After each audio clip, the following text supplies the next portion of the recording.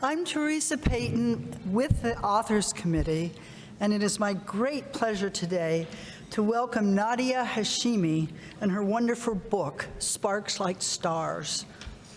Nadia Hashimi is a pediatrician, a mother, an activist, and an author.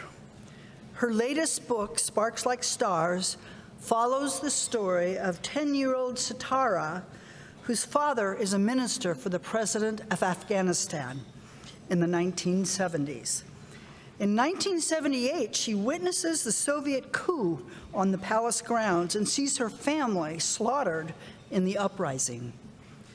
Young Sitara manages to hide and is smuggled out by a palace guard and into the hands of foreign diplomats.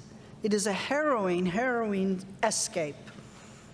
Fast forward 30 years, and Sitara is an oncology surgeon in Maryland who finds on her operating table the same guard that helped her escape and may have executed her family.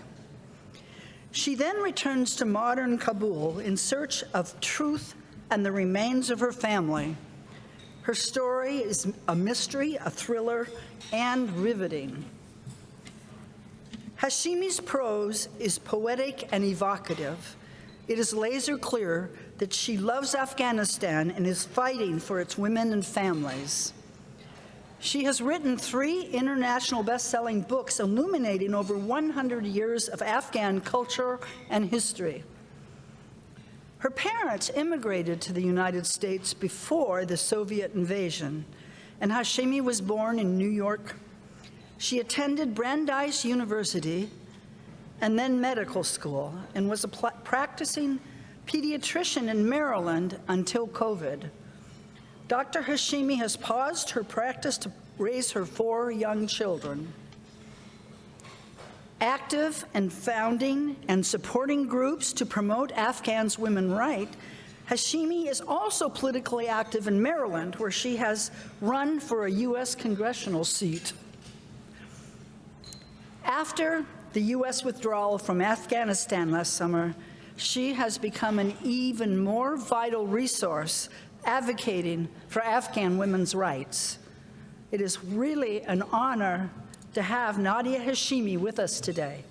Please welcome her.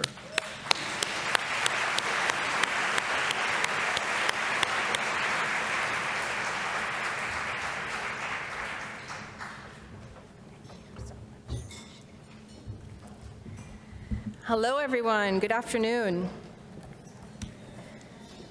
So, it's always better to go after lunch than like right before lunch. You never want to get in the way of people and their food, so you've had dessert. So, I was asked to talk about, all the authors were asked to talk about our journeys into writing and how that led us to these stories that we're here to represent as part of today's program. And I think that my story, my journey really is sort of encapsulated by a quote from Rumi. And so I'll start with that, and then we'll kind of have a little bit of a winding road. But one of the quotes from Rumi, and there are so many that are out there, and they always find their way into my stories, but one is, "My soul is from elsewhere. I am sure of that, and I intend to end up there." When I think about my story, it's a little bit different. I think my soul is from elsewhere. I didn't know that, but I'm ending up there. I was always a reader.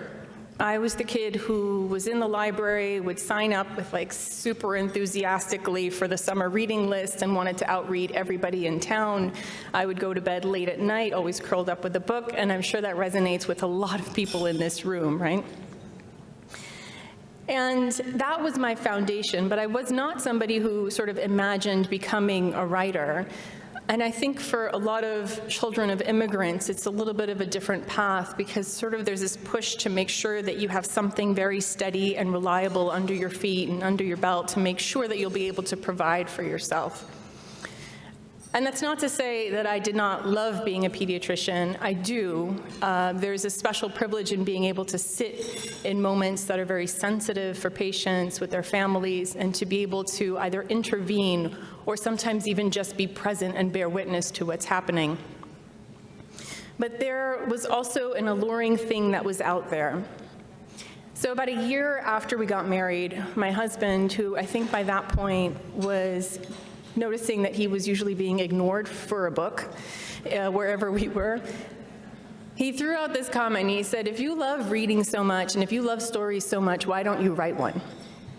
And my initial thought was like, yeah, okay. I'm totally finally adulting right now. Like, I just finished training.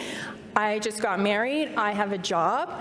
And that just wasn't on my radar. But, you know, like a good hook of a book, it sort of captured me, and I started to think about it, and I started to think, well, what if I did try writing a story? Wouldn't that be cool? But because I'm a good daughter, I didn't tell my parents about this crazy idea. So I started to write, or I started to want to write, and then I started to think, well, what am I going to write about? I know it's got to have like a beginning, a middle, and an end, and some characters, but I didn't really have a foundation for structure or development of plot or any of that. And so I started to think, well, what did I grow up on? I grew up on, you know, Judy Blume, and I grew up on Mary Higgins Clark. I grew up on Flowers in the Attic, but no, I shouldn't do that, right? And it's wrong, right? You can't really mine ideas from other writers. It's like standing in somebody else's closet looking for something that's going to fit you. It's not going to fit you. So I started looking at my bookshelf again, at what I was reading now. And there was a lot that I was seeing, and then there were some that kind of grabbed me a little bit differently. By that point in time, we finally had like a Khaled Hosseini book that was out, or 2 books that were out. And I could sense in myself that there was something different. There was something really gratifying and exciting about picking up a book that really resonated with characters that have names that sounded familiar to me, that were like my cousins' names, that reflect the journeys of people in my own family. And so I realized that that's what I wanted to do, and that's what had really summoned me to the table. And if I wanted to write, then that's where I was going to take myself. So if I think back to what Afghanistan looked like in my world when I was growing up, there were probably just a handful of images that I had seen. And to boil it down, there were like a few references on the news, so you could maybe hear Peter Jennings or Tom Brokaw or Dan Rather make some updates or deliver some updates about what was going on in the war over there. And it was always these like Mujahideen fighters, and there were tanks. And then there were a couple of other references. There was one MacGyver episode, and it was like MacGyver with duct tape and shoelaces and gum, and he totally saved the day out of like some cave in Afghanistan. I can't remember what the storyline was, but he was absolutely brilliant. And then there was Rambo 3, and that was like, you know, at that period of time, we didn't have a lot of media imagery. And it was like this moment of triumph, of like, yes, people are going to finally hear about Afghanistan and what's going on. And there you have, you know, front and center, it's like Sly Stallone, oiled, greasy, shiny, galloping in on horseback, and he's going to totally like save the day. And there's these blurred Mujahideen fighters behind him. And one more reference, I was on a study date, my friend's house. Her father was European, and up until that time, when people would ask me, Nadia, where's your family from? I would say Afghanistan. Usually people would go like, where is that? Or they just didn't have a frame of reference. But this father said, Afghanistan, really? And I thought, yeah, why? And he said, oh, you guys have the best weed. So I didn't tell my parents that because I still wanted to be able to go to my friend's house sometimes. But these were the images, and it was from that I had to try to make sense about what this homeland was, and it really didn't make sense because the other set of images or information that I had were the pictures of my family that we had on our walls, were the stories that my parents had told me, and were in the culture and the way we carried on our lives within the house and then with our extended family members as well. And I just couldn't reconcile these because we were not a war-torn family. We were not a Mujahideen family in our homes and in our culture. So in 2008, my cousin, who also at that time didn't realize I wanted to try writing, she sent me a newspaper article. And in the newspaper article, there was this black and white, really grainy photograph of a teenage Afghan boy. And he was a refugee. And he was one of many teenage boy refugees who had left the homeland and decided that he was going to look for a better life in Europe, as so many had. And so this captured me because looking at this little boy, he looked familiar. And his story kind of felt familiar. There was something that really rang true about it. And this is because I'd grown up with these kinds of stories. I mean, I don't know what the other families in our town were doing, but at our kitchen table, we were discussing affidavits and asylum applications and things like human traffickers. And when you talk about human traffickers in English, honestly, the word sounds very scary and loaded and heavy. But when Afghans talk about human traffickers and the smuggling that happens for refugees, it's almost like we're talking about like Uber raiders with not so great ratings. Like this was common. This is the way that people were transported from one place to another to get to safety. So with that, I started writing. I didn't know where it was going to go. And I started to kind of pluck away on my computer at home. And that story sort of evolved and developed. I had to Google then, like, well, how do you get a book published? What was I going to do with all this story that I'd written? I was working on it on days that I wasn't in the emergency room in Washington, D.C. And at that time, we were just expecting our first child. So Googling was really helpful. I figured out, okay, you have to find a literary agent. So I thought, okay, well, let me get this out. I was nearing the end of my first pregnancy, so I started, Googling how you find a literary agent. I got to get this story out before, this baby comes. I probably won't get much done after that. And that's what I did. I sent a bunch of letters out about 2 weeks before, and I was actually in labor, so it's not a moment that I will forget, when my phone started ringing with a number I didn't recognize, and I didn't pick it up the first time. The second time, this person left a message when she called, and I listened to the voicemail kind of like hunched over and rather incapacitated. And when I heard it, it was an agent. She said, I've read your manuscript or whatever I had sent her, the query, and she said, I want to represent your books. And I told my husband, you have to call her back because I can't right now. But I didn't want to miss that call. So it was a very memorable start, and I wrote that, and then I started writing once I realized that was going to get published, because she actually found a publisher for us, and I was standing in Whole Foods, by the way, when I got that call. I remember where I am for these.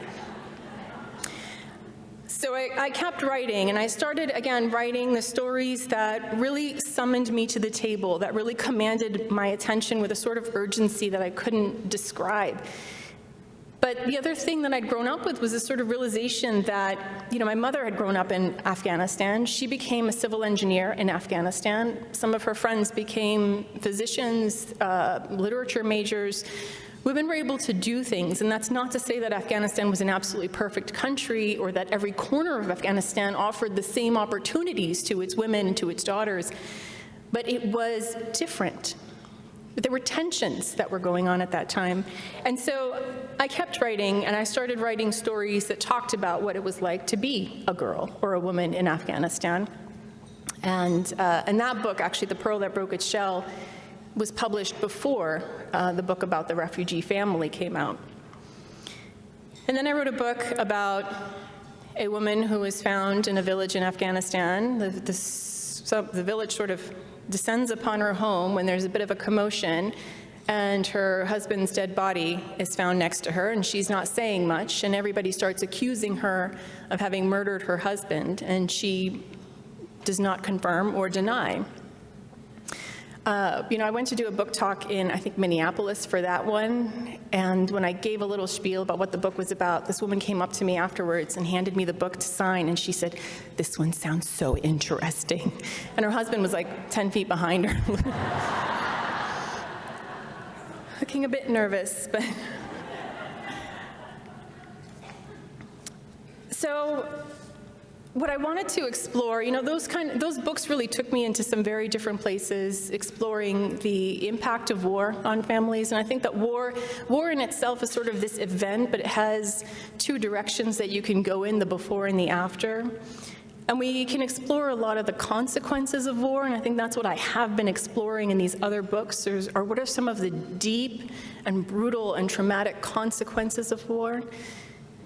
But when I came to Sparks Like Stars, I really wanted to explore a little bit of the before. I wanted to talk about the complexities and the culpabilities that led Afghanistan in particular to what would then be decades of war. And in that digging, I came to 1978 in Kabul. And so what was happening in the 70s in Kabul? So some of the book talks that I would give around the other stories, inevitably, at the end of one of those talks, there would be one person who kind of held back in the room or raised their hand toward the end. And that person would then come up to me afterwards and say, I actually lived in Afghanistan for a while. I was there as a Peace Corps volunteer or in some other capacity. And they would always talk about how amazing that experience was and how much they enjoyed it and how they still have friendships from that time. And in truth, there is a network of people, of Peace Corps volunteers who served in Afghanistan, who to this day are incredibly active, and in the past few months have been incredibly active with some of the refugees who have come over. So their experiences, their lived experiences, that time spent there, had a remarkable impact. And it goes both ways, because my father is still hoping to get reunited with the Peace Corps volunteer who taught him English.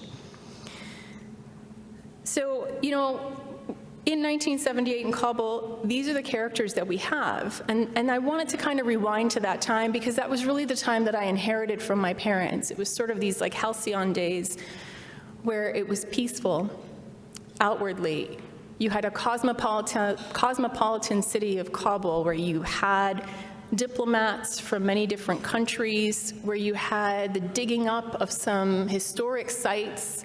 And so you have these antiquities that are being discovered, and there's culture, and there's music, and there's dance, and it's alive, and the city's sort of thrumming with this energy of what might be possible and which direction are we going to go in.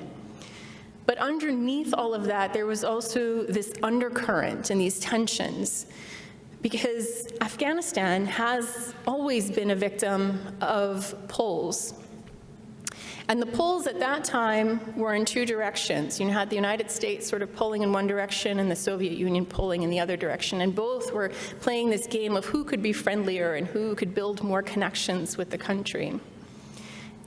And so one of the ideas that came up in this time that really interested me was this concept of, I've always heard, when we talk about issues that we have here, we say, well, that's a first world problem, right? And then we know what the third world is. And I thought, well, what about the second world? We never talk about the second world. So I had to do some digging. I didn't know, and maybe you're all more informed than I am, but I didn't know what the second world was. And the actual definition of the second world are the countries that are sort of destroyed by these two superpowers coming together. And that's what Afghanistan is. So the third world is the territory that's destroyed by these superpowers kind of fighting over them. And so that's why we describe Afghanistan as a land of proxy war. So in this really exciting 1978 Kabul, then you've heard that there's a little girl, and she's living a very privileged life as the daughter of someone who's a very close advisor to then president of the country, Daoud Khan. And Daoud Khan has a quote that I think captures the sense of the times really well, where he said, "I'm happiest when I'm lighting my American cigarettes with my Soviet matches," or something along that line. He played that game, but it wasn't able to hold on to that balance for too long, as we see in the book and as we know from history. And so this little girl in the story is a witness to those tensions really coming to a head and manifesting in a coup that happens in the presidential palace one night. And that's the true historical event. So in that event, the then president, his wife, several members of his family, and many other people who were in the palace that night were murdered. They were assassinated, and their bodies were buried into an unmarked grave. And they weren't discovered for quite some time. And when they were discovered, among the bodies that were buried was 4 of his grandchildren, and the youngest one being an 18-month-old. So that got me thinking about the impact of these things that happen in history on children, and how children really carry the burden of it. Sometimes they fall victim to it, and sometimes they bear witness, and they're forced to live with the consequences of these violent acts and these power struggles. And that's why I landed on the character of this story, this 10-year-old girl who is in the palace and is a witness and a survivor.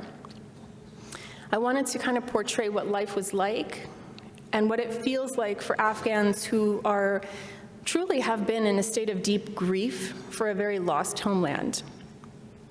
So I started to do the research, and the research for a book is like the most incredible part because you get to just Google whatever you want and call it work.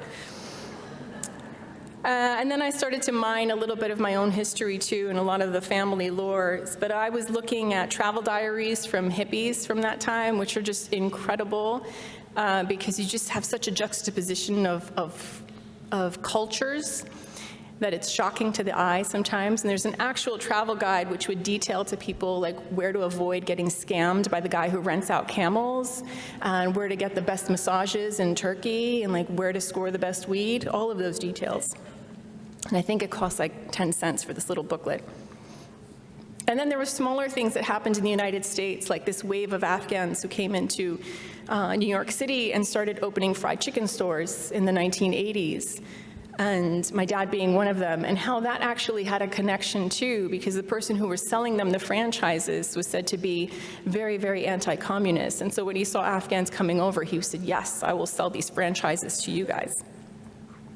And there's the music that really is the soundtrack to our lives, the music that my parents brought over, the singers that they loved. And we've got this one singer who died young, but he's sort of like the Afghan Elvis, and his music is everywhere. So any home that I go to, I know that we'll find that music in there because it has truly become like the soundtrack of our journeys as well.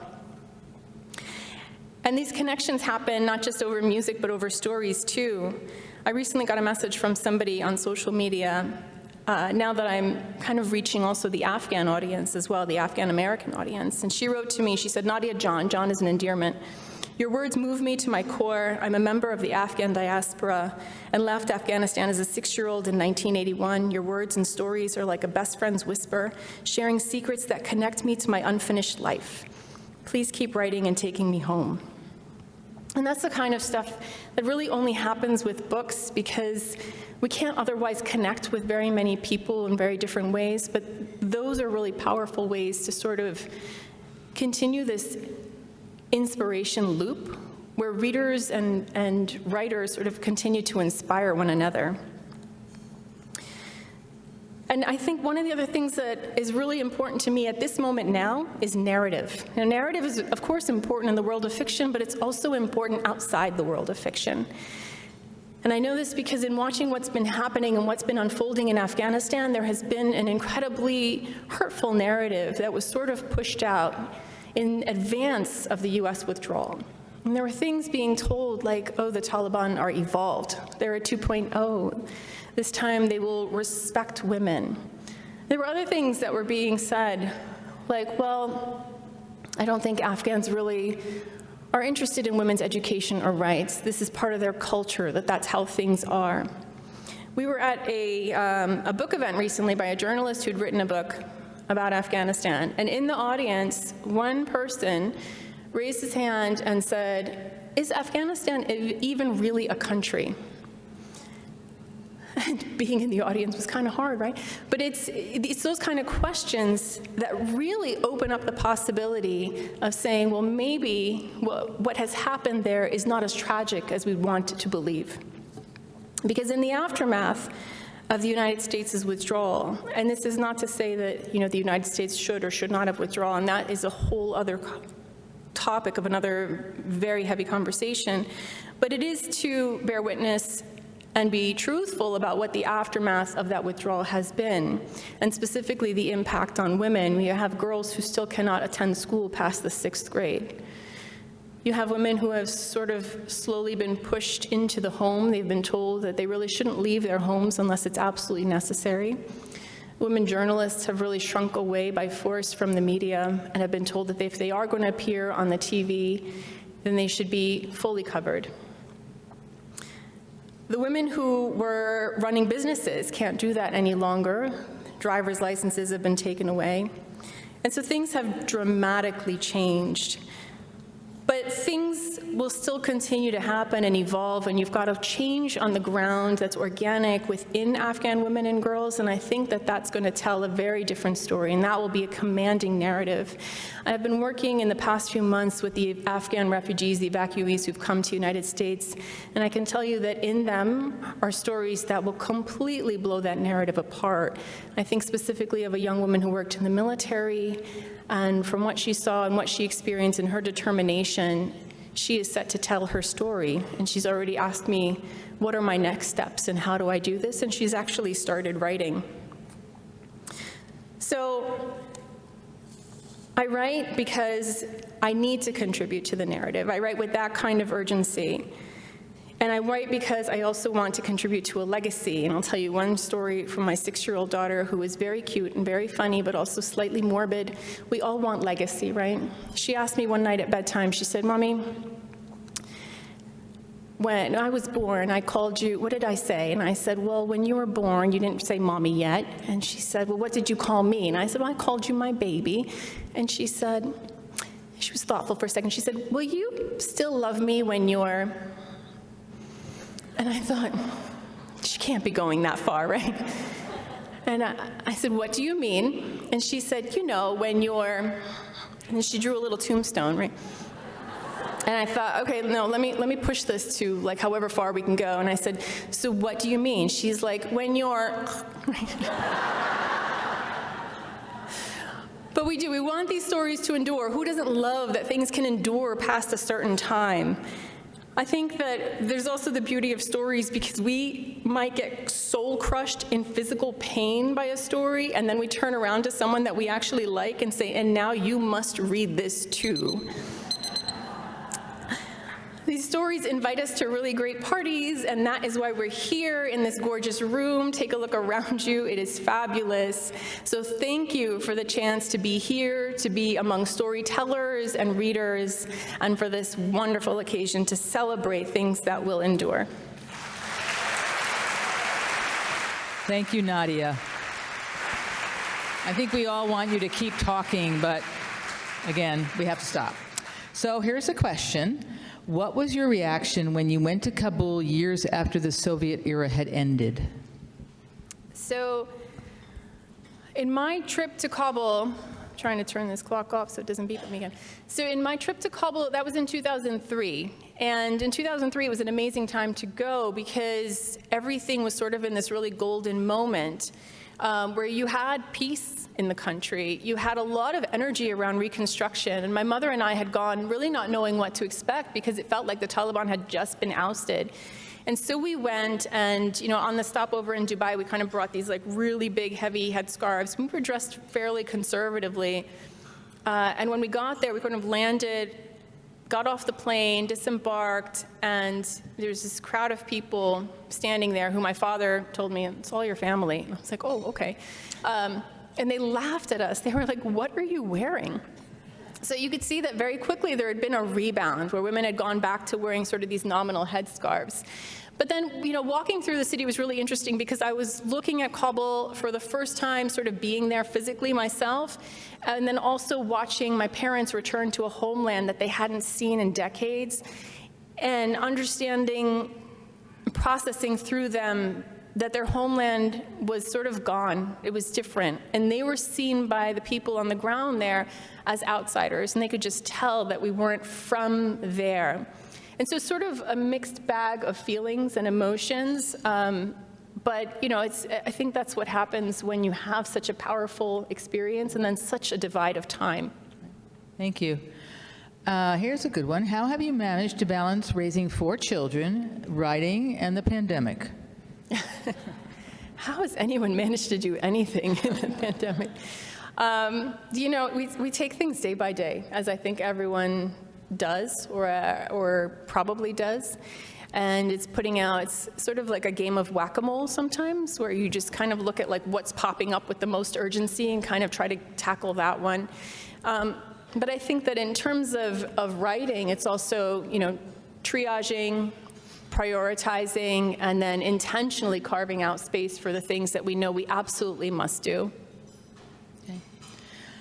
To the book, can you talk to us about how survivor's guilt propels Sitara's actions? Yeah, so this book, Sitara is really, going through a lot of stages of grief. I mean, she's grieving her family. She's also grieving a homeland. She's grieving the life that she expected to have when she was a child, even if she couldn't define the particulars of it. And she knows that she's the only one who survived. And so should she have survived? Should she not have survived? And the pain that she's dealing with in a very kind of clunky way, in an unprocessed way, is something that really affects her and impacts her day-to-day activities. So I really wanted to honor, sort of in the story, the impact of trauma and hopefully take it on with some respect. It is in her that we start to navigate, what is someone supposed to do? Are they supposed to just give up? Are they supposed to, plod on? Are they supposed to be super resilient and charge forward with this determination because of the opportunities that they have that others don't? And I think the important part for me is that there are no right or wrong answers. And in book clubs, that's been really interesting to me to see how people reflect on the character's actions at different moments of time, where they don't want her to do this, they want her to do this, but characters don't do what we want them to do. People don't do what we want them to do. Everyone sort of has their own journey in navigating how they kind of digest and live with what they have endured. And so it's her own way. It's not the right way. It's not the wrong way. It's just her way. And along that line, why do you think that she lived with her secret until she was in her 30s and didn't seek help beforehand? So again, this is kind of along the same lines as where she just might not have been ready for it. And I think that in my life, I can pick out, a friend or a relative or somebody in my world where I think, wow, that person really needs therapy, but they're not going for therapy, right? And it might just be that they're not ready for it. I think the time has to be right for the interventions. The time has to be right for taking that next step of growth. And it's not until she fully is comfortable facing that, and maybe it's an event that kind of compels her to sit down and start to process. But it's not until that happens that anything will make sense for her. Mm-hmm. And you can feel in her when you get to know her, and that is what I can see in some people that I know even if this person needs therapy, and even if I were able to kind of drag them into a room and have them sit down with a therapist, that session is not going to be productive, and it's not going to yield the sort of catharsis that everybody needs, because the person's not there yet. They're not ready, they're not prepared to face what they need to face. And that's the part of the arc of Sitara that was interesting to me. So, do you still have political aspirations? But we're fine. Like, we don't need political aspirations, right? Everything's going really well in the country. So I have found my place right now. I continue to be active in advocacy and in groups that I think are representative of things that are really important to me. And that's where I am right now. I don't know where I'll be in a few years. I don't know if any of us know that. But I think it's important for me to not stay silent on things that I believe in firmly, and to make sure that I'm living my principles. And of course, the question, and what are you working on now? I am working on a young adult book, so it should be my first young adult book, and I hope to finish it soon. I'll speak that out loud here so I can breathe it into truth. But it's one that I hope will explore a little bit more of the Afghan American experience, and talk to what the younger people may be facing, and that the climate of the country has been like in the past few years. So I know a little bit from your Instagram, but this audience member wants to know how you cope with the recent setbacks for Afghan women and girls, and what can those of us here do to help? That's a great question. So, I'm very directly have been working with some of these families, some of these women and girls, and just speaking with them. We've done things from collecting donations. At one point, my garage was just absolutely full, to, trying to help people get jobs, to figuring out how we connect people with the resources that they need. Mental health has been a huge issue.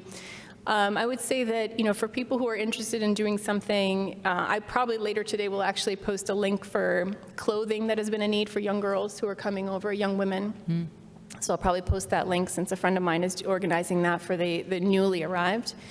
And then there are things like, people who are now resettling in different areas of the country, including California. Actually, all the refugees who came, everyone was like, can we go to California? They heard such great things about it that everybody who was being sent to Missouri or Kansas, they were like, but really, can't we go to California?